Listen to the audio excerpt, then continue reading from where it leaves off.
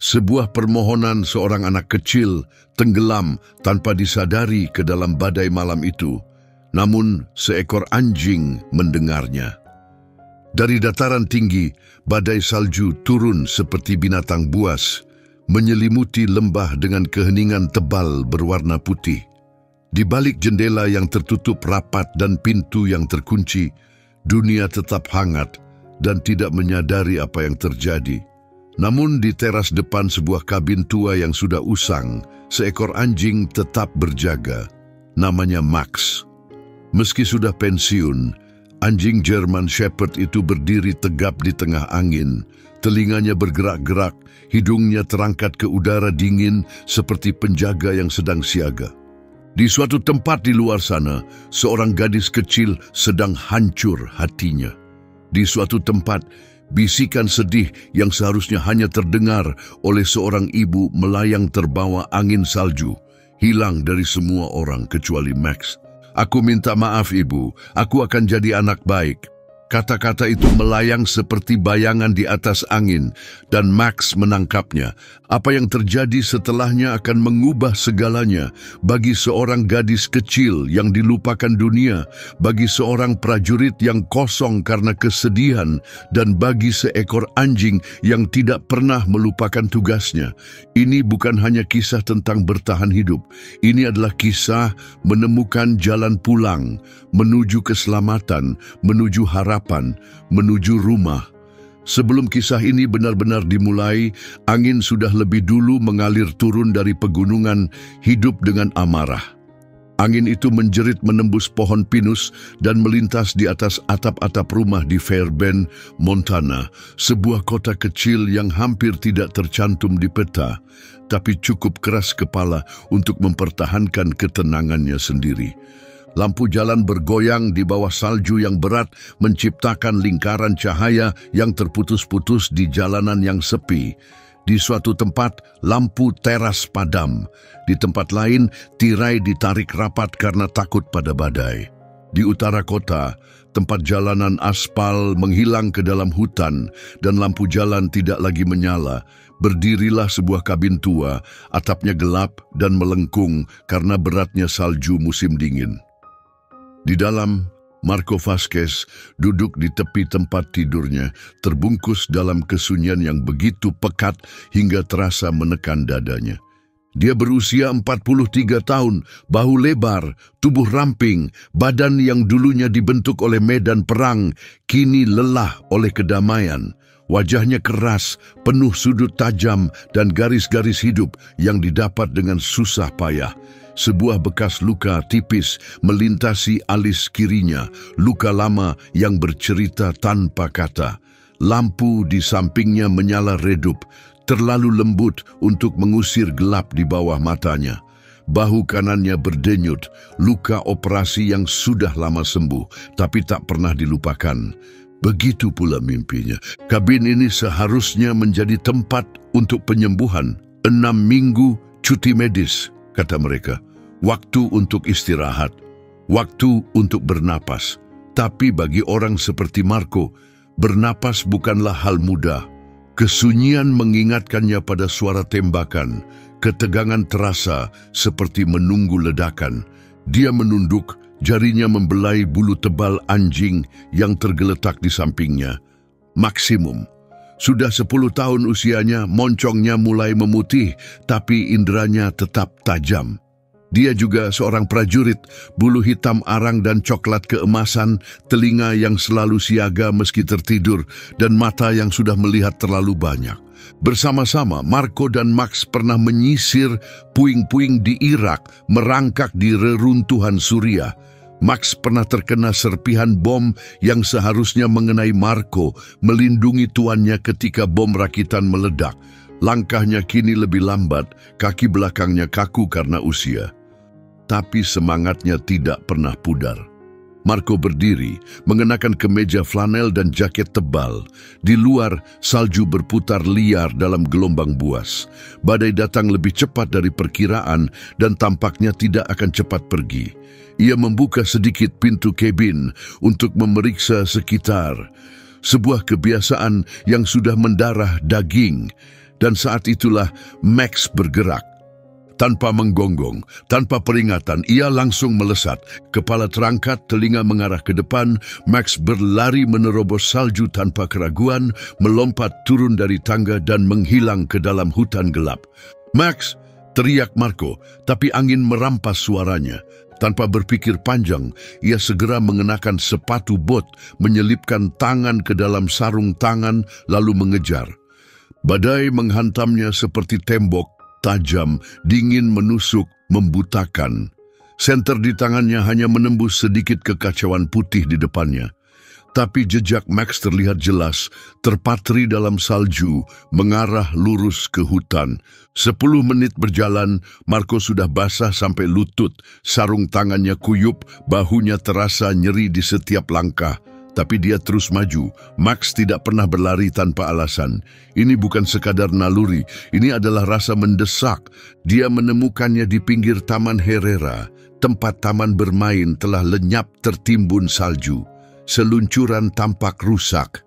Ayunan membeku di udara seperti hantu yang dilupakan. Max berdiri diam di bawah seluncuran, hidungnya dekat ke tanah. Lalu Marco melihatnya, seorang anak kecil, rapuh, mengerucut di bawah plastik seluncuran, hampir sepenuhnya tertutup salju.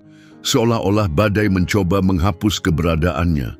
Wajahnya pucat, bibirnya membiru, rambut kusut menempel di pipinya, jaketnya basah kuyup, lengan robek, satu sarung tangan hilang.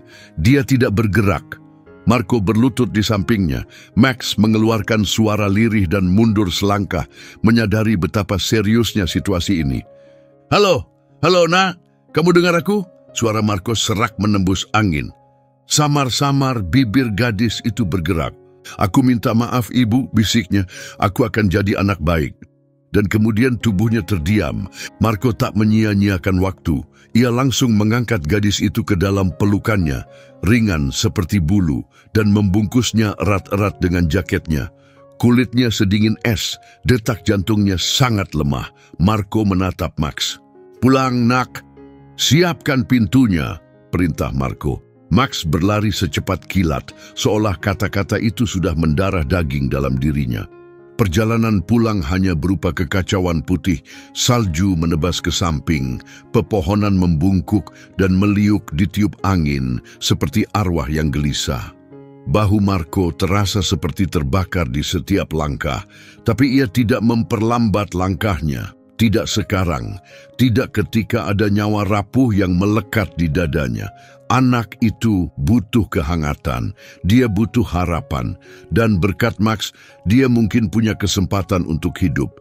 Ketika Marco sampai di kabin, Max sudah lebih dulu tiba di sana. Cakarnya menggaruk pintu dengan tergesa-gesa. Marco terpincang masuk, hampir jatuh, dan meletakkan gadis itu dengan hati-hati di sofa dekat perapian. Ia melepas pakaian beku dari tubuh gadis itu satu persatu, menggantinya dengan selimut tebal, menyelipkan botol air panas di sisi tubuhnya, menggosok jemarinya untuk mengembalikan hangat. Max berbaring dekat, berjaga tanpa bergerak, matanya terpaku pada anak kecil itu. Waktu berlalu perlahan, lalu akhirnya dadanya terangkat. Turun, terangkat lagi, lebih stabil sekarang. Marco jatuh ke kursi terdekat, napasnya berat dan tersengal. Ia menatap Max yang meletakkan dagunya di atas kaki depannya. Telinganya bergerak mengikuti setiap tarikan napas si gadis. "Kau menemukannya," bisik Marco dengan suara serak penuh rasa kagum. "Kau pahlawan tua." Di luar, angin masih menghantam jendela seperti binatang buas yang ingin menerobos masuk. Tapi di dalam, kabin itu dipenuhi kehangatan yang tenang. Seorang gadis kecil, kini aman, terbungkus lapisan kehangatan. Seorang prajurit menghela napas, bahunya mulai sedikit rileks. Dan Max, anjing yang tidak pernah meninggalkan misinya, kembali berjaga. Api berbisik di perapian, cahayanya menari di dinding kayu pinus yang kasar. Di luar badai masih meraung, tapi di dalam waktu seakan berhenti. Sofa telah berubah menjadi tempat tidur darurat. Dibalut flanel lembut, kantong tidur militer usang, dan 2 botol air panas terbungkus handuk. Dia belum bergerak sejak Marco membawanya masuk. Dan selama 1 jam pertama, Marco juga tidak bergerak. Ia hanya mengawasinya bernapas. Setiap naik turunnya dada adalah kemenangan kecil. Kulitnya sudah tidak lagi kebiruan, meskipun masih terlihat sangat pucat. Bulu mata yang membeku menempel, helaian rambut coklat muda yang basah menempel di dahinya. Tangan kecilnya, meski masih dingin, mulai berdenyut dengan kehidupan. Marco kembali berlutut di sampingnya, dengan lembut menempelkan kain hangat ke dahinya, berhati-hati agar tidak membangunkannya. Max tidak bergeser dari posisinya. Ia melingkar di kaki gadis itu, bulunya nyaris tidak bergerak oleh napas. Namun matanya tidak melewatkan apapun. Sejak mereka kembali, Max tidak bersuara. Ia tidak perlu bersuara. Kehadirannya sudah cukup mengatakan segalanya. Akhirnya Marco berdiri, otot-ototnya kaku dan nyeri. Rasa sakit di bahunya mengingatkannya pada Mosul, tentang ledakan mortir yang menghancurkan unitnya, besi yang ditanam di tubuhnya, masa rehabilitasi panjang yang melelahkan. Rasa sakit itu kini menjadi bagian dari dirinya, begitu pula dengan bayangan masa lalu. Ia berjalan ke dapur kecil dan menyalakan ketel, bersandar di meja dapur, pikirannya melayang ke tempat yang jauh lebih menyakitkan daripada perang.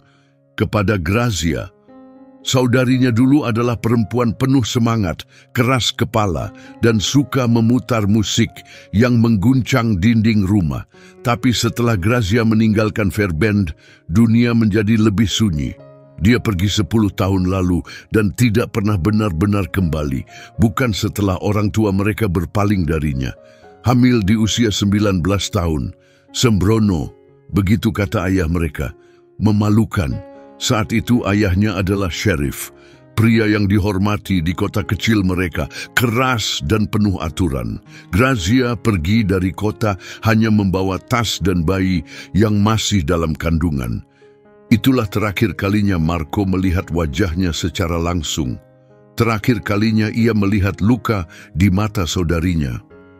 Mereka sempat saling berkirim surat, lalu keheningan mengambil alih, seperti debu yang menempel diam-diam.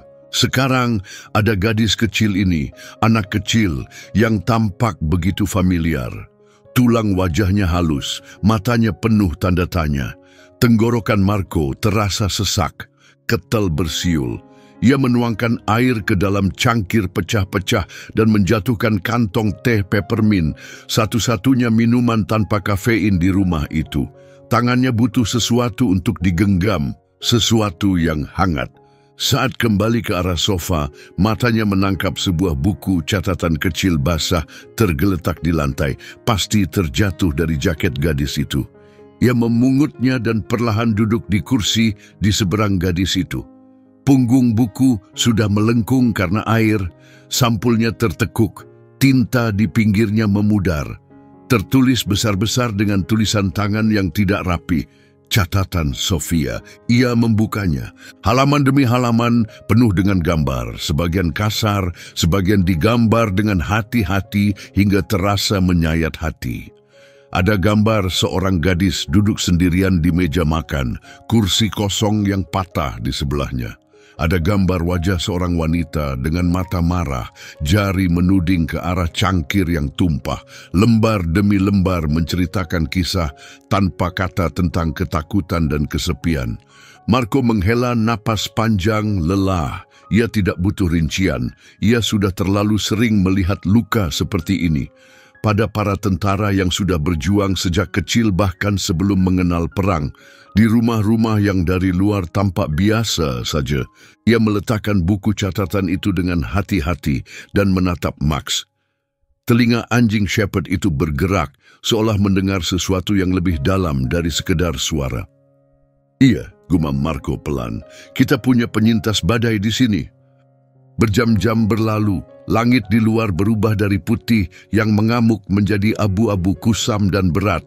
Badai salju akhirnya mereda. Dia mulai bergerak. Sofia perlahan membuka matanya, berkedip menatap langit-langit sebelum menoleh. Hal pertama yang dilihatnya adalah Max. Anjing itu mengangkat kepalanya sedikit, ekornya menghentak lantai sekali sebagai salam. Sofia menatapnya, wajahnya sulit dibaca. Matanya akhirnya beralih ke arah Marco. Suaranya saat keluar terdengar retak dan pelan. "Kamu bukan polisi." "Bukan," jawab Marco dengan lembut. Suaranya tenang, seperti salju yang jatuh. "Namaku Marco, dan itu Max. Dia yang menemu kamu." Sofia tidak menjawab. Ia hanya menarik selimut lebih erat ke bahunya, seperti menarik diri ke dalam. Marco menawarkan ketenangan. "Kamu sudah aman sekarang. Tidak ada yang datang. Kamu tidak dalam masalah." Sofia perlahan duduk. Setiap gerakannya kaku, seolah tubuhnya lupa bagaimana bergerak. Tangannya gemetar saat meraih buku catatannya. Marco menyerahkannya tanpa sepatah kata. Ia memeluk buku catatan itu di dadanya. "Kamu membacanya?" "Aku baca," jawab Marco jujur. Aku pikir kamu mungkin tidak selamat. Aku perlu mengerti." Sofia tidak menjawab, tapi dia juga tidak lari. Siang harinya, Marco menghangatkan kaldu ayam buatan sendiri. Diambil dari freezer, direbus dengan rempah-rempah dan sedikit lada hitam. Ia meletakkannya di atas meja di depannya. Max berbaring tenang di kakinya, sementara Marco duduk di seberang, memberi ruang. Sofia makan perlahan, hati-hati, seolah-olah tidak yakin makanan itu akan bertahan. Seolah momen itu bisa lenyap begitu saja. Setelah makan, suaranya nyaris tak terdengar. "Boleh aku menginap malam ini?" "Kamu boleh tinggal selama yang kamu butuhkan," jawab Marco. Tatapannya jatuh ke bawah. "Mereka mungkin sedang mencariku." Marco terdiam sejenak. "Apa kamu ingin mereka menemukanmu?" Sofia tidak menjawab. Malam itu, Marco menyiapkan kamar tamu. Kamar itu sudah berbulan-bulan tidak dipakai. Dia meletakkan pemanas ruangan di samping tempat tidur, menata selimut bersih, lapisan tambahan jika malam terasa lebih dingin dari perkiraan. Pukul 3 pagi, Marco terbangun dengan tiba-tiba, setengah mimpi, setengah kenangan, pasir, api, suara tembakan yang mendadak terdengar. Tempat tidurnya terasa kosong. Max tidak ada. Dia berjalan pelan menyusuri lorong. Di sanalah Max, terbaring di lantai kayu di depan pintu kamar Sofia. Kepalanya menunduk, ekornya diam, menjaga.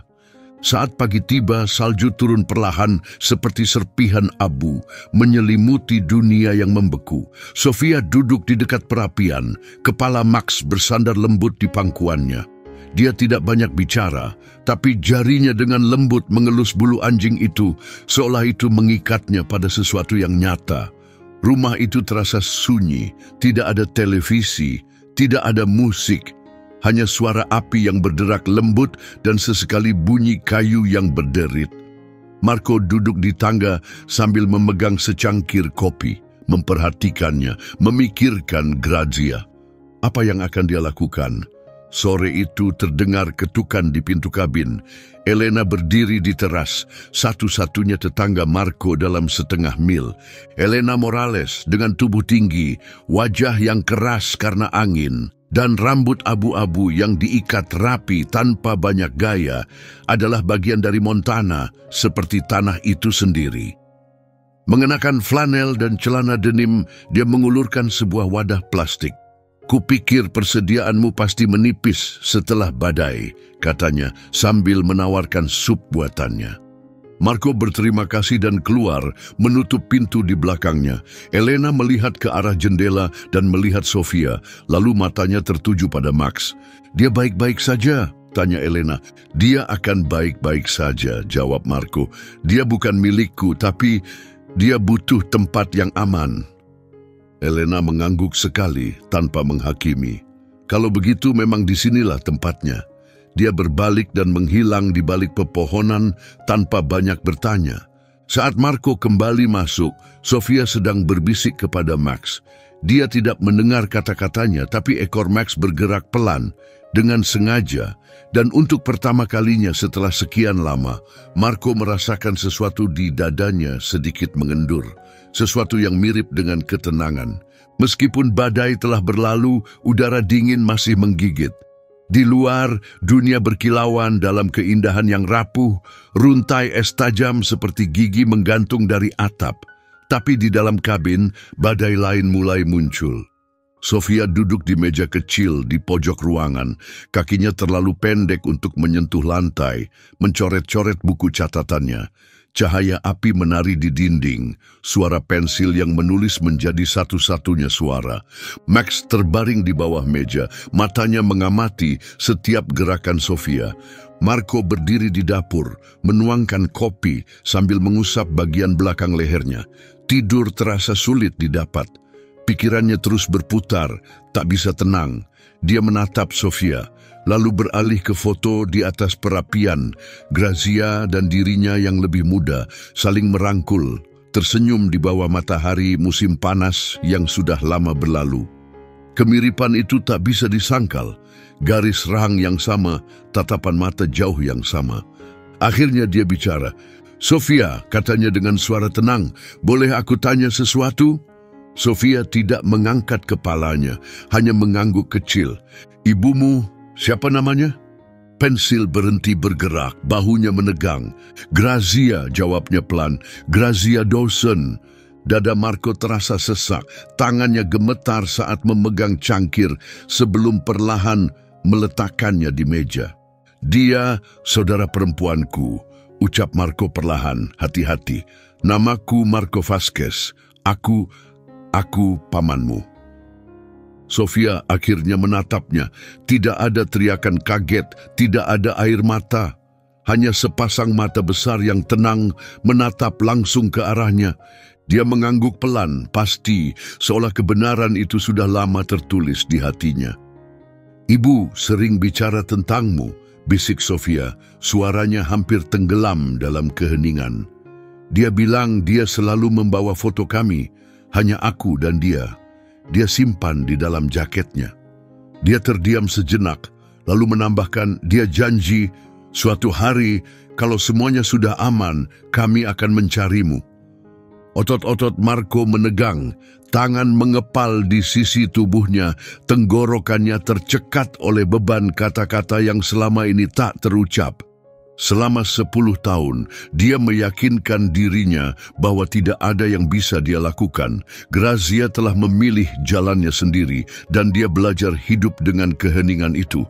Tapi sekarang, duduk di depan anak perempuan yang ditinggalkan saudaranya, semua alasan yang dulu dia pegang terasa kosong dan pengecut. "Kenapa dia tidak kembali?" tanyanya, hampir seperti bisikan. Sofia terus menatap coretan di buku catatannya.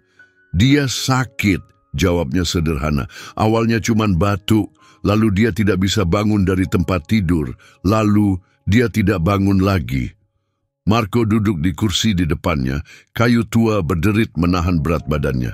Max bergerak di samping mereka, mengangkat kepalanya, lalu meletakkannya dengan lembut di atas kaki Sofia. Sofia tersentak kaget. Tapi kemudian tubuhnya perlahan melemas, membiarkan dirinya merasa nyaman dengan kehangatan sentuhan anjing itu. "Waktu itu kamu tinggal di mana?" tanya Marco dengan hati-hati. "Dengan Valeria dan Roberto," jawabnya.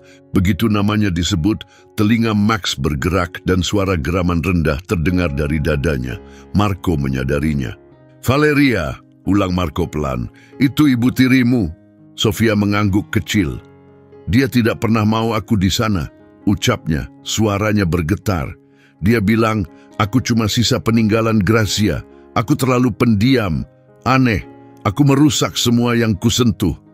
Tak setetes pun air mata keluar, tapi Max bangkit, berjalan mengelilingi meja dan menyandarkan tubuhnya ke kaki Sofia. Sofia bersandar padanya tanpa berpikir, seolah menahan dirinya agar tidak runtuh. "Dia bilang ke semua orang aku mencuri video game," lanjut Sofia. suaranya kosong. Punyanya Camilla di pesta ulang tahunnya. Aku bahkan tidak menyentuhnya. Tapi Valeria menyuruhku bersihin seluruh rumah waktu yang lain makan kue. Lalu dia bilang, aku tidak boleh tidur di dalam rumah lagi. Jari-jari Marco bergerak resah. Dia berdiri perlahan dan berjalan menuju meja tulis tua yang berdebu di dekat rak buku. Grazia dulu sering duduk di sana, menulis surat-surat yang tak pernah dikirim. Dia membuka laci, membongkar tumpukan kertas lusuh, struk belanja yang lecek, potongan puisi, sketsa arang, hingga tangannya berhenti pada sebuah amplop yang sudah menguning dimakan waktu. Namanya tertulis di bagian depan dengan tinta hitam melengkung. Marco, dia kembali ke meja dan duduk, membuka amplop itu dengan hati-hati. Di dalamnya ada selembar kertas, lembut karena waktu, terbentang di tangannya. Tulisan tangan itu tidak rata, bergetar. Marco, kalau kamu membaca ini, artinya aku tidak sempat bicara seperti seharusnya. Aku tidak pernah ingin semuanya berakhir seperti ini. Kamu adalah penopang hidupku. Aku tahu aku mengecewakanmu. Tapi Sofia, dia bukan penyesalan. Dia adalah hal terbaik yang pernah kubawa ke dunia ini. Kalau sesuatu terjadi padaku dan surat ini sampai kepadamu, tolong, jangan biarkan dia terombang-ambing sendirian. Dia butuh seseorang yang tidak akan meninggalkannya, seseorang yang benar-benar melihat dirinya. Dia pantas mendapatkan hidup yang lebih baik dari apa yang bisa kuberikan. Grazia, Marco membacanya sekali, lalu lagi, kemudian meletakkannya perlahan di meja, merapikan lipatannya. Sofia menatapnya diam-diam. Itu tulisan ibumu, ucap Marco akhirnya. Sofia mengangguk. Dulu aku sering mengikuti lekukan hurufnya dengan jari. Dia bilang setiap kata punya makna, bahkan yang tidak pernah diucapkan. Marco menoleh ke arah Max. Anjing itu duduk tegak, tak bergerak sedikit pun. Telinganya menajam mengarah ke pintu depan. Kamu tahu, gumam Marco pelan, kamu menemukannya saat badai itu seperti sudah mencarinya, seperti bisa mencium darah keturunannya. Max menggonggong sekali, keras dan tajam. Lalu kembali hening. Marco berdiri dan berjalan ke rak buku. Dia menarik sebuah album foto tua dan membolak-balik halamannya. Foto-foto ulang tahun di bawah sinar matahari, perjalanan ke danau, Grazia dengan rambut berantakan ditiup angin, berdiri dengan tangan di pinggang seolah menguasai langit. Di bagian belakang album, sebuah foto membuatnya berhenti. Grazia menggendong bayi mungil. Gelang rumah sakit masih melingkar di pergelangan tangannya. Dia tidak pernah memberitahu kami, bisik Marco. Tidak ke mama, tidak ke papa, bahkan tidak ke aku. Dia menghilang begitu saja. Mereka tidak menginginkanku, ucap Sofia pelan. Tidak marah, hanya jujur. Marco menoleh padanya. Itu tidak benar. Sofia memiringkan kepalanya, tatapannya mantap. Lalu kenapa mereka menyebutku beban? Marco tak bisa menjawab. Malam itu, setelah Sofia pergi tidur dan Max kembali berjaga di depan pintunya, Marco duduk di dekat perapian. Di satu tangan, surat dari Grazia. Di tangan lain, foto itu.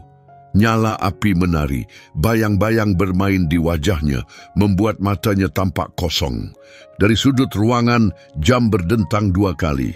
Di luar, salju mulai turun lagi, pelan dan tenang, melayang seperti sisa-sisa sesuatu yang terbakar, melapisi atap dan perbukitan Fairbairn dengan lembut. Kabin yang lama terlupakan itu kini terasa berbeda. Ada sesuatu yang hidup di dalamnya. Marco mondar-mandir dekat jendela, kedua tangan menyilang erat di dadanya.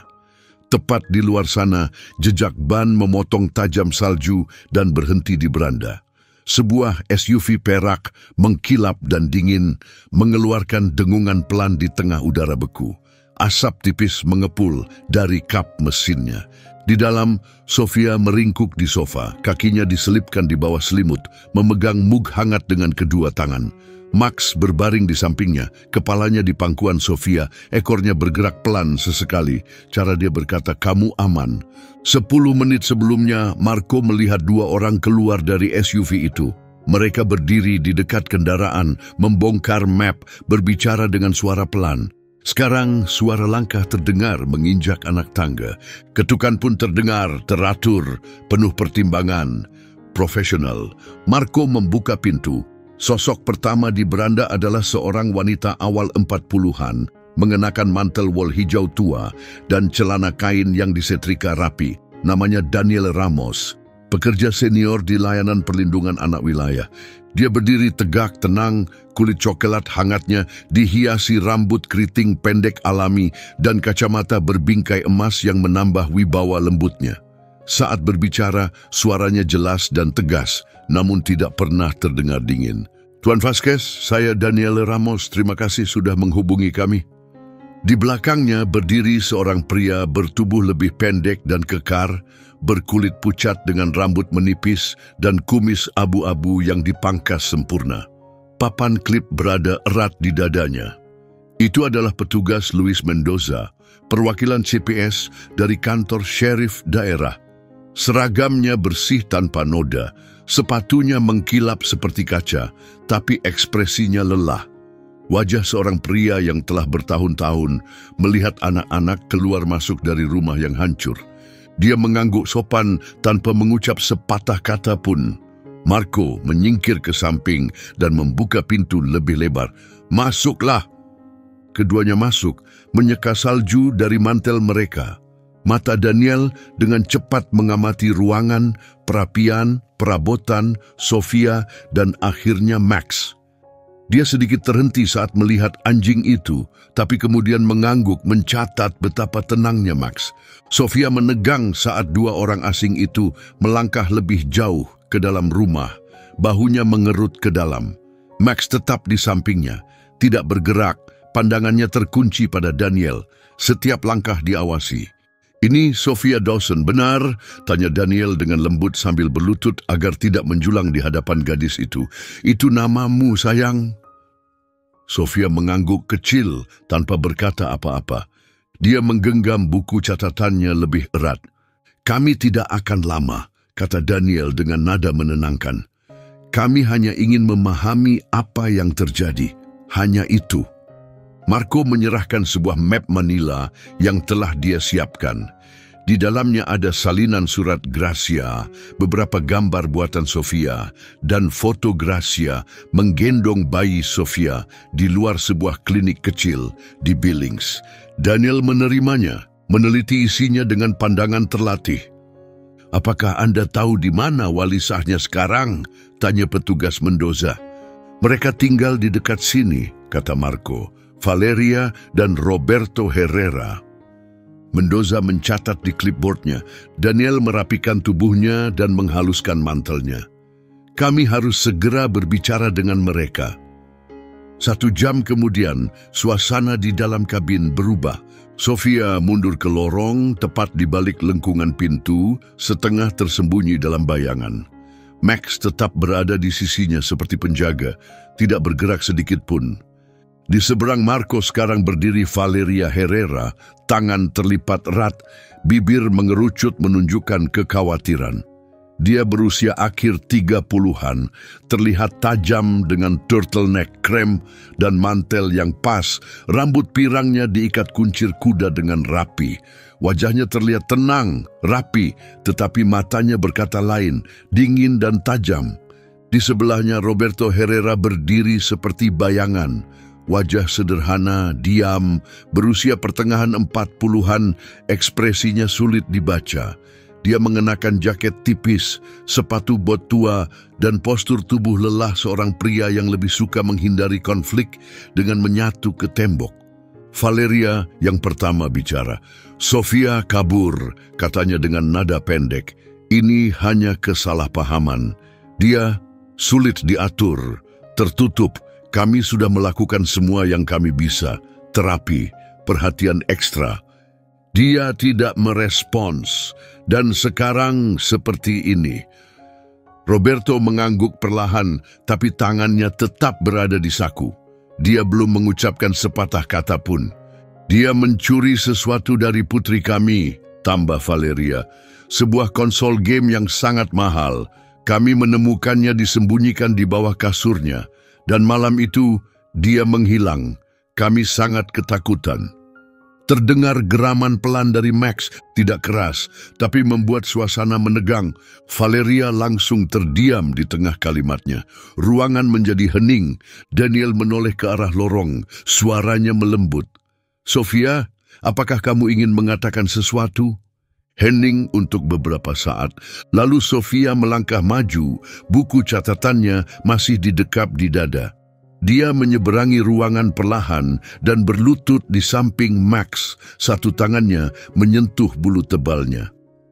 Aku tidak mengambilnya, katanya dengan suara pelan tapi mantap. Camilla yang meletakkannya di sana, ibunya yang menyuruhnya. Valeria membuka mulutnya, tetapi Daniel mengangkat tangannya.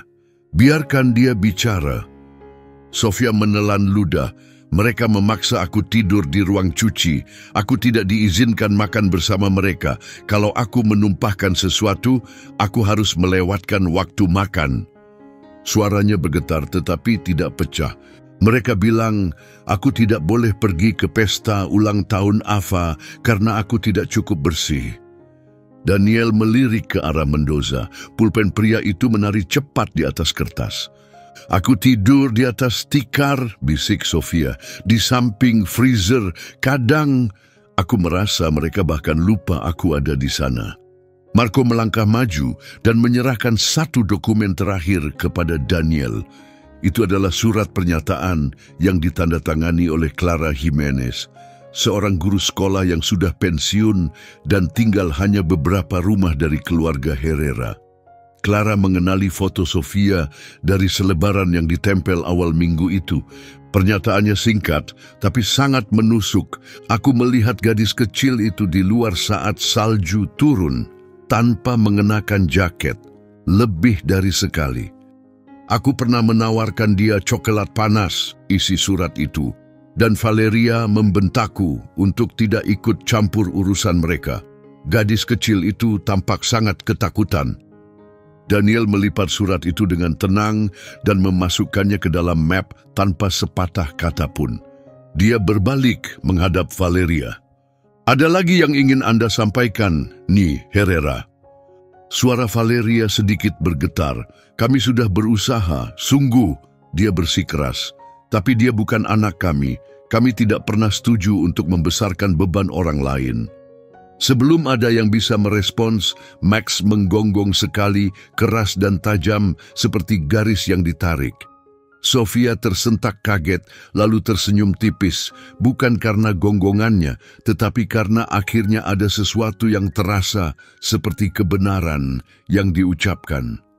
Daniel menghela napas pelan, menutup mapnya dengan keheningan yang tegas. Saya akan mengajukan permohonan darurat untuk hak asuh sementara, katanya. Mulai saat ini, Sofia akan tetap berada di bawah perawatan Tuan Vasquez, sementara kami melakukan penyelidikan penuh. Jika diperlukan, ini akan dilanjutkan ke pengadilan keluarga. Valeria membuka mulutnya, lalu menutupnya kembali. Roberto tidak mengucapkan sepatah kata pun. Hanya menatap sepatu di kakinya, tidak ada yang memprotes. Sebelum pergi, Daniel kembali berlutut di samping Sofia. Apakah kamu merasa aman tinggal di sini sedikit lebih lama? Sofia mengangguk tanpa ragu. Max ada di sini. Daniel tersenyum hangat. Itu alasan yang sangat bagus. Anak tangga gedung pengadilan masih dikelilingi bercak salju kotor, menempel seperti sisa-sisa tulang tua musim dingin. Di atas Fairbairn, langit tetap abu-abu muram seperti hari-hari sebelumnya, datar, dingin, dan tidak terpengaruh oleh pergerakan matahari. Di dalam gedung pemerintahan tua itu, pemanas uap mendesis seperti hewan lelah, nyaris tidak mampu menahan hawa dingin yang merembes melalui jendela-jendela tua. Ruang sidang sederhana, barisan bangku kayu ek yang halus, karena dipakai oleh generasi demi generasi yang datang dengan keluh kesah, meja hakim yang sudah miring sedikit ke samping, dan lampu-lampu tua yang berkelap-kelip, serta mendengung seolah bosan dengan keadilan. Marco duduk tegak mengenakan jas biru navy tua, jas yang sama yang dipakainya saat pemakaman adiknya. Bahunya yang lebar memenuhi kursi, dan meskipun wajahnya bersih tanpa janggut, rahangnya yang mengeras menunjukkan malam tanpa tidur. Bahu kanannya masih kaku akibat operasi, pengingat luka lama, dan dia hanya menggerakkannya ketika benar-benar perlu. Max berbaring di sampingnya di lantai, bulunya rapi, kerahnya berkilau. Anjing itu duduk siaga, matanya yang keemasan terus mengawasi pintu, seperti tentara yang menunggu aba-aba. Sofia duduk di sebelah Marco, kakinya menggantung di atas lantai. Dia mengenakan mantel biru navy tambalan dan celana corduroy, cokelat yang dijahit ulang oleh Elena malam sebelumnya. Rambutnya diikat ke pang longgar, sebuah buku catatan spiral kecil terletak di pangkuannya, jemarinya menggenggam erat tepinya. Dia tidak banyak bicara pagi itu, tapi saat melangkah masuk ke ruang sidang dan Max mengikutinya tanpa tali maupun perintah, dia berbisik, dia lebih hebat dari pengacara manapun. Hakim Isabella Castillo memimpin persidangan. Wanita berusia awal 50-an, pembawaannya penuh wibawa. Hasil dari bertahun-tahun berdiri teguh di ruang sidang yang didominasi pria. Rambut auburn sebahu dipotong rapi tanpa basa-basi dan dia mengenakan jubah berwarna burgundi tua. Sentuhan pribadi di tengah tradisi ketat yang sudah tidak pernah dipertanyakan lagi. Dia mengamati ruangan dengan tatapan tajam, menyerap setiap detail tanpa berkata banyak. Sidang ini resmi dibuka untuk mempertimbangkan hak asuh sementara atas anak di bawah umur, Sophia Dawson, ujarnya. Suaranya tenang dan mantap, seperti seseorang yang tidak perlu meninggikan suara untuk didengarkan. Di seberang ruangan duduk Valeria dan Roberto. Valeria tampak rapi dan anggun dengan mantel wol biru navy, syal sutra yang diikat erat di lehernya, dan lipstik gelap yang membuat ekspresinya terlihat semakin keras. Posturnya kaku, dagu terangkat, rahang mengencang. Sebaliknya, Roberto tampak seperti ingin berada di tempat lain, mengenakan sweter abu-abu kusut dan celana kaki, matanya bergerak gelisah, sulit fokus. Bagian awal sidang berlangsung cepat, formalitas, perkenalan, dasar-dasar prosedur. Lalu Marco menyerahkan dokumen-dokumennya. Hasil tes DNA bersertifikat dari Laboratorium Negara Bagian Missoula yang memastikan dengan kepastian tinggi bahwa dia adalah paman dari pihak Ibu Sofia. Selain itu, dia menyerahkan surat pernyataan notaris yang ditulis oleh Grazia, beberapa foto Grazia bersama Sofia, dan pernyataan tertulis dari Nyonya Clara Jimenez, tetangga lansia yang secara langsung menyaksikan kelalaian terhadap Sofia. Hakim Castillo tidak menunjukkan banyak reaksi, tetapi dia menelaah setiap lembaran dengan cermat, mencatat sesuatu di buku catatan kulitnya. Lalu muncul pertanyaan yang paling dihindari semua orang. "Nyonya Herrera," kata Hakim Castillo sambil menatap ke atas. "Sebelumnya Anda bersumpah di bawah sumpah bahwa anak tersebut, Sophia Dawson, memiliki pola perilaku buruk, termasuk pencurian. Apakah Anda tetap berpegang pada pernyataan tersebut?" Valeria duduk lebih tegak dan merapikan syal di lehernya. "Ya, Yang Mulia, kami menemukan perangkat elektronik yang dicuri di antara barang-barangnya. Itu milik putri kami. Sofia sudah berperilaku buruk selama berminggu-minggu sebelumnya, kasar, tertutup, licik." Hakim Castillo mengangguk kecil. "Saya mengerti. Apakah putri Anda, Camilla, hadir hari ini?" "Ada, Yang Mulia," jawab Valeria, matanya melirik ke arah pintu ganda. Seorang petugas keluar dan kembali beberapa saat kemudian membawa seorang gadis kecil berambut pirang dengan 2 kuncir yang diikat pita. Camilla masuk ke ruang sidang mengenakan gaun beludru yang terlalu formal untuk acara tersebut. Sepatunya mengetuk pelan lantai keramik. Ekspresinya tampak di antara ketakutan dan kebingungan. Meskipun baru 7 tahun, dia membawa tatapan waspada seperti anak yang sudah terlalu sering dilatih berbicara. Hakim Castillo sedikit mencondongkan tubuh ke depan, suaranya lembut namun mantap. Camilla, saya ingin kamu menceritakan apa yang terjadi dengan mainan itu. Katakan yang sejujurnya, dengan kata-katamu sendiri. Tidak ada yang akan marah di sini. Gadis kecil itu melirik ke arah ibunya. Valeria membalas dengan senyum kaku yang sudah dihafalkan. Peringatan diam yang disamarkan sebagai kasih sayang. Camilla menundukkan pandangan, lalu menoleh ke arah Max, yang mengangkat kepalanya, lalu ke arah Sofia, yang duduk diam sambil memeluk erat buku catatannya. Aku mengarang semuanya, bisik Camilla nyaris tak terdengar. Ruangan mendadak hening. Aku meletakkan mainan itu di selimut Sofia, katanya. Mama yang menyuruhku. Mama bilang Sofia mengambil terlalu banyak ruang. Mulut Valeria terbuka dalam keheningan yang terkejut. Camilla, kata Roberto dengan cepat, tapi Hakim Castillo menghentikannya dengan mengangkat tangan. Satu-satunya suara yang terdengar adalah klik lembut dari pena sang hakim saat ia mencatat sesuatu. Terima kasih Camilla, ujar Hakim dengan lembut. Kamu boleh menunggu di luar sekarang. Gadis kecil itu berbalik dan bergegas keluar, langkah kakinya bergema di lantai dingin. Valeria langsung berdiri. Dia tidak tahu apa yang dia katakan. Dia masih anak-anak yang mulia. Dia bingung. Semua ini sangat traumatis bagi kami semua. Dia baru saja selesai bicara saat Max bangkit berdiri. Dia tidak menggeram, dia tidak menggonggong. Dia hanya berdiri, tegak dan tenang, lalu melangkah maju. Dengan gerakan yang mantap, dia menempatkan dirinya di antara Sofia dan Valeria. Dia tidak mengancam, dia hanya berdiri di sana, kokoh, melindungi. Valeria terdiam di tempat. Hakim Castillo mengangkat alisnya, suaranya datar. Sepertinya tidak semua orang merasa Sofia itu mengancam. Ketegangan di ruangan akhirnya terlepas. Lalu Sofia bicara, suaranya pelan tapi tidak bergetar. Aku tidak ingin mainan, katanya, atau baju, atau kue. Dia menatap lurus ke depan, tangannya mencengkeram erat pinggiran buku catatannya. Aku hanya ingin tinggal bersama Max. Suaranya sedikit bergetar. Dia tidak pernah berteriak, tidak pernah berbohong, dan tidak pernah meninggalkanku.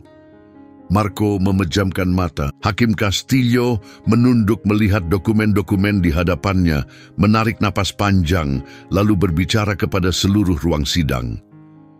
Pengadilan ini mengakui adanya bukti kuat tentang pengabaian emosional dan kekerasan. Berdasarkan hasil tes DNA, kesaksian langsung dari anak tersebut, dan pengakuan Camilla Herrera, saya memberikan hak asuh sementara atas Sofia Dawson kepada Tuan Marco Vasquez berlaku segera sambil menunggu hasil dari penyelidikan yang sedang berlangsung. Valeria duduk diam, seperti baru saja dilempar ke dalam es. Roberto pun tidak bergerak. Hakim Castillo menutup berkas perkaranya dengan pelan. Catat di berita acara, ucapnya, bahwa terkadang saksi paling jujur adalah mereka yang tidak pernah mengucapkan sepatah kata pun. Beberapa hari berikutnya, dunia di dalam kabin mulai berubah, perlahan seperti es yang mulai mencair dari tanah. Di luar musim dingin masih berkuasa, tetapi di dalam kehangatan muncul bukan hanya dari api di perapian. Kini ada irama, langkah kaki di lorong, gumaman pelan dari dapur, tawa yang terasa seperti milik sendiri. Lantai kayu yang berderit terdengar tidak terlalu kosong, seolah membawa beban dari sesuatu yang utuh. Dan selalu ada Max di dekat mereka, bernapas, mengawasi, setia. Sofia sudah berhenti terkejut saat suara ketel mendesis atau ketika Marco memanggil namanya dari ruangan lain. Gerakannya yang sebelumnya penuh kehati-hatian kini menjadi lebih mantap.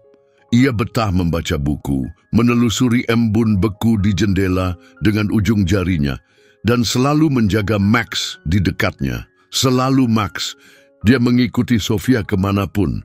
Bahkan pagi itu, saat matahari mulai terbit di balik pegunungan dan angin menggigit dingin, Sofia sudah di luar dengan sepatu bot tebal, jaket tertutup rapat sampai dagu, dan topi rajut menutupi kepalanya. Dia berjalan di halaman bersalju, sesekali menoleh ke belakang. Beberapa langkah di belakangnya, Max berjalan perlahan menembus tumpukan salju. Langkahnya akhir-akhir ini terasa lebih kaku, persendiannya lebih sering terasa sakit dari biasanya. Dulu Marco mengira itu hanya kaku karena musim dingin, tapi sekarang dia mulai ragu. Namun Max tidak pernah mengeluh. Setiap pagi, begitu Sofia meraih jaketnya, Max berdiri, menahan rasa sakit, meregangkan tubuhnya dengan susah payah, dan mengikuti selangkah demi selangkah. Pagi itu, Sofia sampai di pohon pinus tua di tepi pekarangan. Salju menumpuk tebal di sana, lembut dan menggunung seperti sekumpulan hewan yang sedang beristirahat. Dia berdiri diam di bawah rantingnya, lalu menunduk saat Max menggeram pelan dan merebahkan diri di kakinya. Kepalanya bersandar lembut di atas sepatu botnya. Sofia berlutut dan mengusap telinga Max dengan jari-jarinya yang terbungkus sarung tangan. "Kamu selalu ikut aku," bisiknya. Ekor Max bergerak pelan, mengibas dengan tenang. Di dalam kabin, Marco berdiri di dekat jendela dapur, secangkir kopi di satu tangan. Tangan lainnya memijat bekas luka di dekat tulang selangkanya. Dia menyadari bagaimana Max sekarang sering ragu saat menaiki tangga. Terkadang menunggu Marco mengangkat kedua kaki depannya sebelum naik. Marco belum mengatakan apapun kepada Sofia. Dia baru saja mulai tertawa lagi. Tidak ada alasan, belum untuk menambah beban di hatinya. Marco meletakkan cangkir kopinya dan membuka pintu ke ruang penyimpanan kecil. Debu menempel pada barang-barang yang sudah lama terlupakan, perlengkapan berburu yang tak lagi dipakai, mesin peniup salju yang sudah bertahun-tahun rusak, alat-alat patah dan papan kayu yang sudah usang. Dia melangkah masuk dan mulai membongkar semuanya, pelan, tenang, mencari sesuatu yang dibutuhkan. Sore itu, Marco membuat sebuah tanjakan. Tidak ada yang mewah. Hanya sepotong papan kuat dengan lapisan anti-selip dan rangka kayu kokoh yang menghubungkan teras ke halaman bersalju. Saat Sofia dan Max masuk ke dalam rumah, pipi mereka memerah dan sepatu mereka basah kuyup. Tanjakan itu sudah berdiri rapi. "Itu untuk Max," kata Marco sederhana. Sofia terdiam sejenak memperhatikan. "Supaya dia nggak perlu melompat lagi." "Dia sudah nggak seenergi dulu," jawab Marco sambil tersenyum. Sofia berlutut di samping Max dan memeluk lehernya erat-erat. "Kamu tetap jadi anak paling baik buat aku," bisiknya ke bulu Max. Malam itu, setelah makan malam sederhana dengan roti isi keju panggang dan sup tomat, "Makan malam paling mewah yang pernah aku rasakan," kata Sofia sambil tertawa. Mereka berkumpul di dekat perapian. Max meringkuk di kakinya. Hidungnya bersandar lembut di pinggir selimut. Matanya perlahan terpejam. Marco duduk di kursi tuanya, memegang buku saku yang tidak lagi ia baca. Sofia membalik-balik buku puisi. Jarinya mengikuti setiap baris, seperti membaca mantra yang menunggu untuk dipahami. "Marco?" tanya Sofia tiba-tiba. "Ya, Gracia dulu suka baca buku apa?" Pertanyaannya membuat Marco sedikit terkejut, lalu dia tersenyum. "Dia suka cerita hantu," jawabnya, "yang seram-seram dengan lantai berderit dan jendela terkunci, tapi angin tetap bisa masuk." Sofia terkekeh, dia nggak takut. "Enggak, dia selalu bilang cerita-cerita itu bikin dia merasa hidup." Sofia mengangguk pelan. "Boleh aku baca satu?" Marco berdiri, berjalan ke rak buku, dan mengambil sebuah buku tua dengan punggung kulit yang retak dan sudut-sudut yang sudah usang. Dia menyerahkannya dengan hati-hati. Sofia duduk bersila di samping Max, membuka buku itu seperti membuka harta karun kuno. Bibirnya mulai bergerak pelan mengikuti setiap baris tanpa suara. Marco memperhatikannya. Ada sesuatu di wajahnya, ketenangan, kelembutan yang belum pernah dia lihat sebelumnya. Bukan keheningan, tapi kedamaian. Kedamaian yang hanya datang ketika seseorang akhirnya merasa aman. Malam itu, ketika salju turun perlahan seperti benang perak di luar jendela, Marco melewati kamar Sofia. Lampu di meja samping tempat tidur memancarkan cahaya hangat. Sofia sudah tertidur pulas, buku catatannya tergeletak di dekatnya. Satu lengan memeluk Max erat-erat seperti barang kesayangannya. Max membuka matanya saat Marco masuk, lalu mengedip perlahan dan menutupnya lagi. Napasnya tenang, sedikit terlalu tenang. Marco berlutut pelan, meletakkan tangannya di punggung Max. "Kerja bagus, teman tua," bisiknya. "Benar-benar hebat." Keesokan paginya, Sofia duduk di meja dapur dengan pensil di tangan, menggambar sesuatu. Dia membuat sketsa Max berdiri gagah di samping seorang gadis kecil, pegunungan menjulang di kejauhan di belakang mereka. Di bagian atas gambar, dia menulis, "Teman pertamaku." Marco tidak berkata apa-apa. Dia hanya menuangkan segelas jus jeruk dan duduk di samping Sofia dalam keheningan. Beberapa hari kemudian, Elena datang berkunjung seperti biasanya. Kali ini dia membawa muffin blueberry, masih hangat, dibungkus kain dengan pita merah. "Kupikir kalian berdua butuh sesuatu yang manis," katanya sambil menepuk-nepuk salju dari lengan jaketnya. Elena tinggi dan ramping, matanya abu-abu, penuh kelembutan, pipinya kemerahan karena angin. Dia punya kemampuan langka untuk membuat ruangan terasa seperti rumah. Garis-garis tawa di wajahnya dalam, tanda kehidupan yang dijalani, tapi selalu hangat dan kehadirannya seperti ketenangan setelah badai. "Sofia ada di rumah?" tanyanya. "Dia di belakang bersama Max." Elena melirik ke jendela yang berembun. Dia mulai melambat. "Aku tahu," ucap Marco pelan. "Kamu akan memberitahunya?" tanya Elena. Marco menggeleng. "Belum." Elena meletakkan muffin di meja dapur. "Kalau nanti kamu bilang, pelan-pelan ya, dia mulai pulih tapi lukanya masih baru. Aku akan hati-hati." Sebelum pergi, Elena mencium kening Sofia, lalu berlutut di samping Max, mengusap belakang telinganya dengan lembut penuh hormat. "Kamu anak baik," bisiknya. "Jangan khawatir, dia nggak sendirian lagi." Minggu itu salju berubah. Tidak lagi ganas atau menyakitkan, salju turun dengan lembut, menyelimuti pohon pinus seperti beludru, jatuh seperti napas panjang yang akhirnya dilepaskan. Di dalam kabin, kehidupan perlahan mulai tumbuh kembali.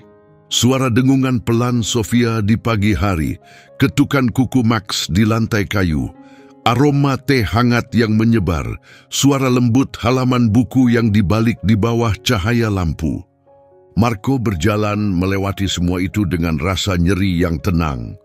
Sebagian dari luka di pundaknya, tapi lebih banyak dari perasaan yang belum siap dia hadapi. Sore itu, saat membersihkan salah satu laci tua di kamar yang dulunya milik Grazia, sekarang menjadi kamar Sofia, Marco menemukan sesuatu yang kecil, hitam, berdebu, sebesar telapak tangan, terlupakan. Sebuah perekam suara, salah satu perekam tua yang dulu sering dibawa Grazia saat dia melakukan wawancara lepas untuk stasiun radio lokal. Marco sudah lama tidak melihatnya. Dengan rasa penasaran, dia membersihkan debunya dan menekan tombol putar. Terdengar suara statis, lalu suara gemerisik, kemudian suara Grazia. Pelan, lelah, nyaris hanya seperti bisikan. "Aku nggak tahu apakah ada yang akan mendengar ini," bisiknya. "Mungkin nggak ada, mungkin aku bakal melemparnya ke laci dan lupa.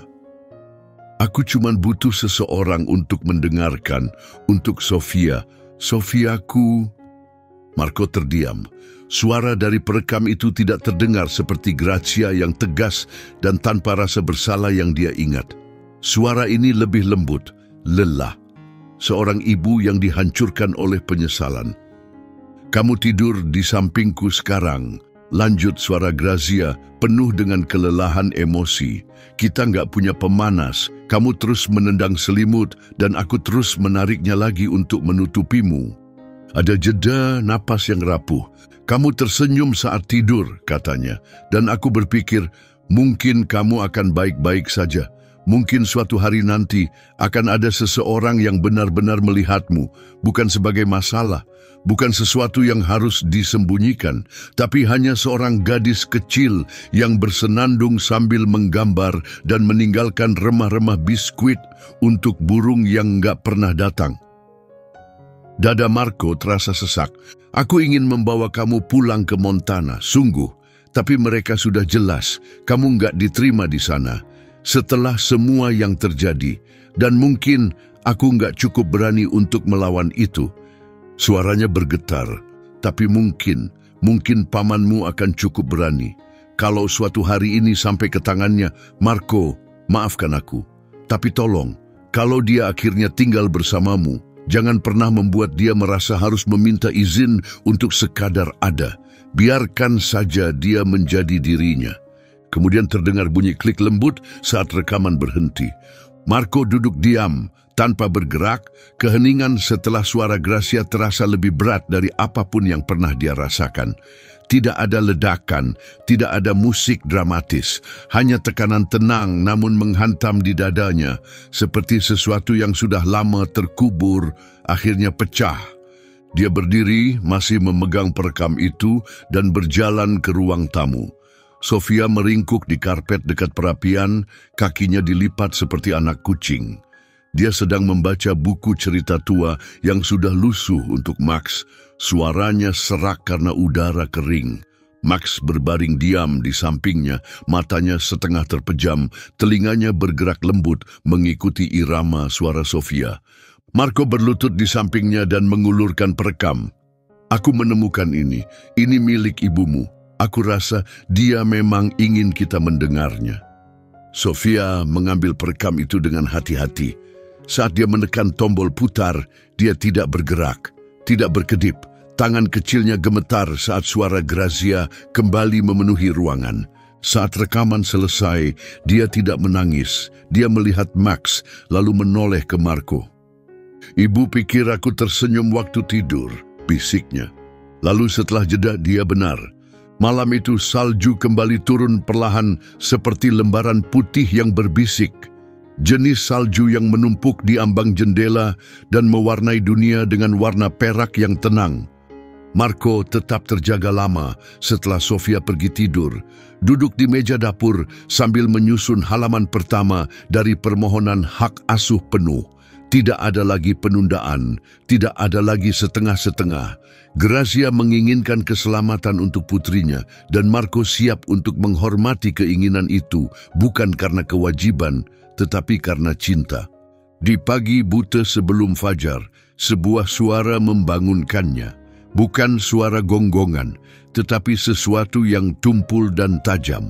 Suara benda jatuh. Dengan jantung berdebar, dia meloncat dari tempat tidur. Sofia berlutut di lorong, masih mengenakan piyama, memeluk erat tubuh Max. Anjing itu tergeletak miring, tidak bergerak. Satu kaki belakangnya berkedut pelan, tapi sisanya tampak sangat diam. "Dia nggak bangun," bisik Sofia, suaranya serak. "Dia cuma mau ikut aku ke kamar mandi, lalu dia jatuh." Kepanikan terpancar di matanya. Marco berlutut di samping mereka, tangannya bergerak dengan tenang, memeriksa napas, memeriksa denyut nadi. Tubuh Max terasa terlalu dingin, napasnya pelan dan dangkal. "Kita harus menghangatkannya," kata Marco. "Cepat, ambil selimut, sebanyak yang kamu bisa bawa." Sofia berlari. Beberapa saat kemudian, dia kembali sambil menyeret 2 selimut tebal. Bersama-sama mereka membungkus Max rapat-rapat. Sofia menempelkan pipinya ke bulu Max, berbisik berulang kali, "Jangan pergi, tolong jangan pergi." Menit demi menit terasa seperti berjam-jam. Marco memutar pengatur suhu dan menarik pemanas ruangan mendekat. Dia duduk di lantai di samping mereka, bersandar di pundak gadis kecil yang menolak melepaskan pelukan. Waktu terasa hilang. Sofia tidak bergerak. Lengannya tetap melingkar di leher Max, seolah-olah jika dia cukup erat memeluknya, dia bisa menghentikan dunia agar tidak berubah lagi. Lalu, saat cahaya fajar mulai mengintip melalui jendela dengan warna merah muda, pucat, dan abu-abu, Max bergerak. Hanya sedikit gerakan pada cakarnya, tarikan napas panjang lewat hidungnya, ekor kecilnya menghentak, pelan tapi pasti. Sofia terperanjat. Dia baik-baik saja. Marco merasakan napasnya kembali, seolah-olah baru saja muncul dari dalam air. Iya, katanya. Iya, dia baik-baik saja. Sofia mendekat, suaranya terdengar tegas tapi rapuh. Kamu belum boleh pergi, Max. Anjing gembala tua itu perlahan membuka matanya, tampak linglung tapi sadar.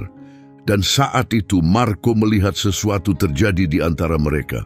Bukan sekedar kesetiaan, bukan hanya cinta, sesuatu yang lebih dalam, sesuatu yang sakral.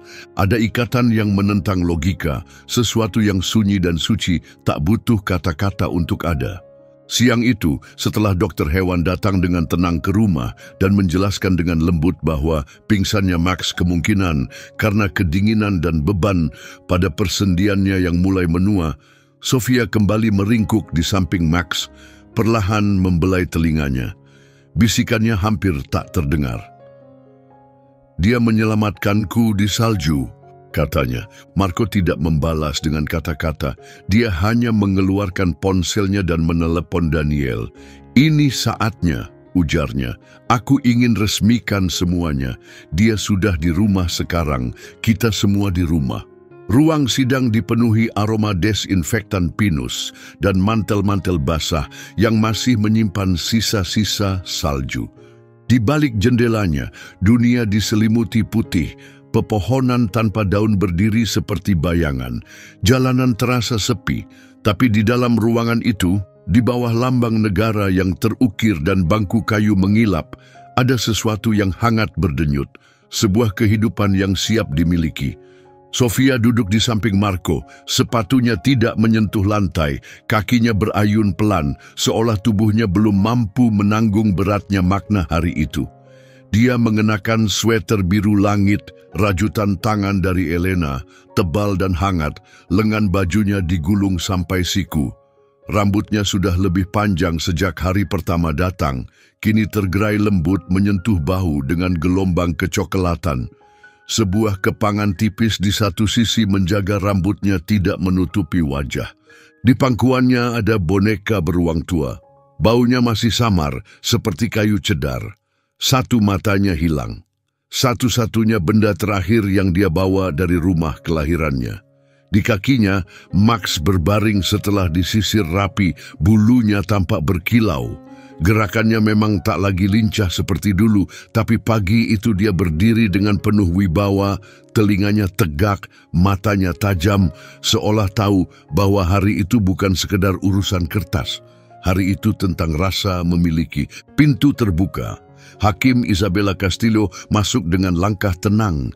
Usianya sekitar 50-an, membawa wibawa yang tidak perlu diucapkan. Hasil dari bertahun-tahun berdiri teguh di ruang sidang yang didominasi pria. Rambut auburn, sebahu dipotong rapi tanpa basa-basi, ia mengenakan jubah warna merah marun. Sentuhan pribadi yang kini tak lagi dipertanyakan. Saat bicara, suaranya tenang dan stabil. Seperti seseorang yang tak perlu berteriak untuk didengar. Kita mulai, katanya sambil menyatukan tangan. Marco berdiri. Dengan kemeja biru dongker rapi dan celana kaki yang mulai usang, ia tampak seperti pria yang hidup di dua dunia. Seorang mantan tentara disiplin, tapi juga pria yang sedang belajar untuk melembutkan hati. Rambutnya tersisir rapi, wajahnya bersih dari jenggot, tapi di balik matanya, bekas luka pertempuran masih terlihat. PTSD tidak hilang begitu saja, hanya bisa dikelola, tidak bisa dihapus. Namun hari itu, suaranya tetap stabil. Dia menyerahkan dokumen-dokumen itu. Permohonan hak asuh, surat dari terapis, kesaksian dari Elena dan kepala sekolah Sofia, serta pesan suara dari Gracia. Lalu, hampir seperti hanya lembaran formulir lain, dia menyerahkan akta kelahiran baru, Sofia Gracia Vasquez. Hakim menyesuaikan kacamatanya, membaca semua dokumen, lalu menatap ke atas. "Nona Sofia," ucapnya dengan ramah, "kamu mengerti apa arti hari ini?" Sofia mengangguk. "Kurasa iya." "Kamu ingin mengatakan sesuatu?" Tatapan Sofia beralih ke Marco, lalu turun ke Max. Dia menarik napas kecil. Aku nggak mau pergi ke tempat lain lagi. Aku nggak mau dipindah-pindah lagi. Aku bukan anak nakal. Aku cuma butuh seseorang menemukanku. Max menemukanku, lalu Marco. Dan sekarang aku nggak takut lagi." Hakim Castillo menatap Sofia sejenak, lalu tersenyum lembut. "Terima kasih, sayang." Lalu dengan ketukan palu yang tenang tapi tegas, keputusan diambil. Pengadilan ini menerima semua bukti yang diajukan. Hak asuh diberikan kepada Marco Vasquez. Nama Sofia Gracia Vasquez kini diakui secara resmi oleh negara bagian Montana. Sidang ini selesai. Semuanya selesai. Salju mulai turun lagi di luar, tapi kali ini rasanya bukan kesunyian. Rasanya seperti kebahagiaan. Kabinnya memang tidak berubah dari luar, tapi hatinya telah berubah. Gambar-gambar Sofia menghiasi pintu kulkas. Tempat tidur Max kini lebih tebal, lebih dekat ke perapian.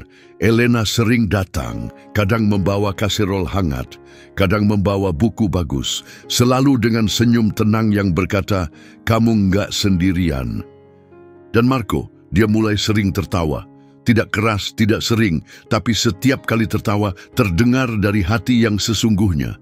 Suatu hari, Sofia bertanya, "Gimana kalau kita bangun tempat buat anak-anak seperti aku? Tempat buat mereka yang nggak ada yang dengar?" Marco mengerjapkan mata. "Maksudmu seperti panti? Seperti tempat Max akan tinggal kalau dia manusia." Dan ide itu mulai tumbuh, pelan-pelan, seperti embun beku di kaca jendela. Dengan bimbingan Elena dan bantuan dari warga sekitar yang berhati baik, mereka menghidupkan kembali pos penjaga tua di lereng bukit. Tempat itu sudah lama kosong. Dulu sebuah pos penjaga, lalu hanya bangunan tua dengan jendela pecah dan lantai yang bengkok. Mereka membersihkannya, mengecat dindingnya dengan warna kuning lembut, memperbaiki atapnya, mengisinya dengan warna dan kehangatan, tempat tidur susun, rak-rak buku, harapan yang dijahit di setiap sudut ruangan. Mereka menamainya tempat perlindungan Max. Di atas pintu depan tertulis dengan rapi oleh tangan Sofia, "Di sini setiap anak ditemukan sebelum terlambat." Bantuan pun berdatangan, pakaian dari toko-toko sekitar, pelajaran tambahan dari seorang guru pensiunan. Suatu sore, bahkan wali kota datang membawa tumpukan selimut dengan senyum di wajahnya yang mungkin belum sepenuhnya tulus. Tapi itu adalah sebuah permulaan. Kabinnya tetap menjadi tempat perlindungan mereka. Tapi tempat penampungan itu menjadi misi mereka. Dan Max adalah jantungnya. Dia menyambut setiap anak dengan cinta yang sama, seperti yang dia berikan pada Sofia di hari bersalju itu. Seolah-olah setiap anak yang datang sebelumnya tak terlihat, tapi kini akhirnya diperhatikan. Meski usianya membuatnya melambat dan dia lebih sering tertidur, dia tidak pernah melewatkan suara tangisan seorang anak.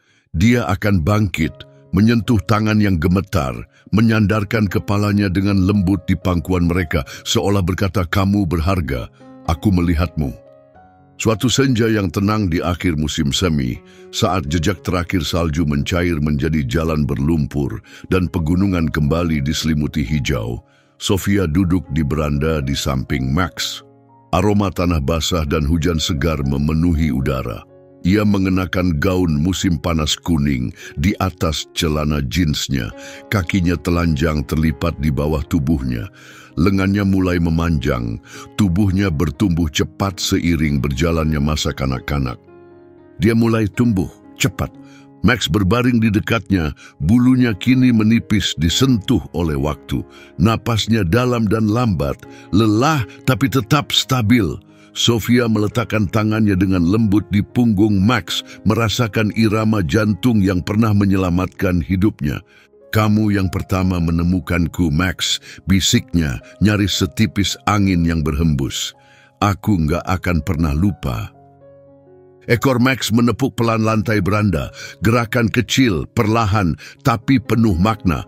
Karena tidak semua awal datang dengan suara riuh dan cahaya terang. Ada yang lahir dalam keheningan, dalam salju, dalam kehadiran seseorang yang mau mendengarkan saat orang lain tidak. Mungkin malaikat tidak selalu datang dengan sayap. Mungkin kadang-kadang surga mengirim seekor anjing tua dengan persendian yang sakit, seorang prajurit dengan luka tak terlihat, dan kesunyian salju yang mengubah segalanya. Dan mungkin yang suci itu tidak menggelegar, melainkan bernapas dengan lembut. Ia hadir dalam hangatnya penyembuhan, dalam kesempatan kedua yang dibungkus selimut flanel, dalam napas tenang seorang anak yang akhirnya bisa tertidur tanpa rasa takut. Mungkin keajaiban terbesar tidak datang menerobos langit dengan gemuruh. Mungkin mereka datang dengan lembut, melalui jejak kaki dan bulu, melalui kebaikan yang tak pernah pergi, melalui cinta yang tidak pernah menyerah. Jika kisah ini menyentuh hatimu, bagikan kepada seseorang yang masih percaya pada keajaiban yang hadir dengan tenang. Tulis di kolom komentar nama seekor anjing, seseorang, atau satu momen yang telah mengubah hidupmu. Dan jangan lupa berlangganan supaya kamu tidak ketinggalan kisah berikutnya tentang cinta yang tumbuh dari tempat yang hancur. Semoga Tuhan memberkatimu, menjagamu, dan mengingatkanmu bahwa bahkan di musim terdinginmu, pertolongan bisa datang, bukan dengan sayap, tapi dengan 4 kaki dan hati penuh kasih.